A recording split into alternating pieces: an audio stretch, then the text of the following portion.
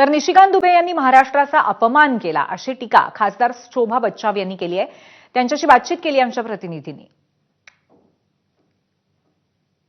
काँग्रेसच्या खासदार डॉक्टर शोभा बच्चाव आपल्या सोबत आहेत. शोभाताई, काल संसदेमध्ये निशिकांत दुबे यांना जय महाराष्ट्राच्या घोषणा देऊन शेवटी तिथून काढता पाय घ्यावा लागला आणि त्यामध्ये तुम्ही आघाडीवर होतात. नेमकं काय झालं होतं, काय सांगाल?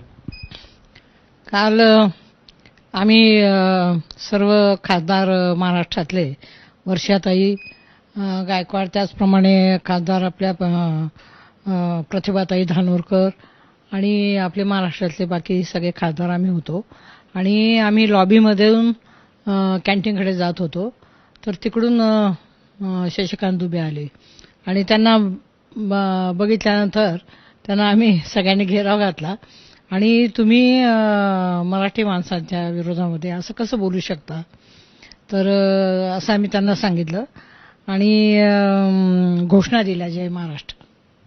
पण शेवटी असं म्हणतात की या घोषणा इतक्या जोरदार होत्या की निशिकांत आम्ही वर्षाताई गायकवाड यांनी सुरुवात केली, नंतर आम्ही पण सगळ्यांनी मिळून घोषणा दिल्या आणि जोरात झालं ते. पण निशिकांत दुबे यांच्या ठिकाणी जय महाराष्ट्राच्या घोषणा सुरू असताना महाराष्ट्रातील सर्वच खासदार होते का, काही सत्ताधारी पक्षांचे होते असे आम्ही ऐकलं? नाही, काही होते, कारण सगळेच असे आम्ही जात होतो. आवाज एवढा मोठ्याने कसला आला म्हणून ते सगळेच जमा झाले आणि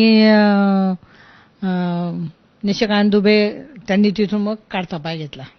पण निशिकांत दुबेंना आता भविष्यात पण अशा प्रकारे जय महाराष्ट्र घोषणेचा सामना करावा लागेल असं वाटतंय का प्रत्येक ठिकाणी? नाही, नक्कीच. त्यांनी जर महाराष्ट्राच्या बाबतीत आणि महाराष्ट्राच्या मराठी माणसाच्या बाबतीत जर अशा पद्धतीने विधान केलं चुकीचं, तर त्यांना आम्ही जाब विचारू. पुण्यातल्या दौंडमधल्या अंबिका कला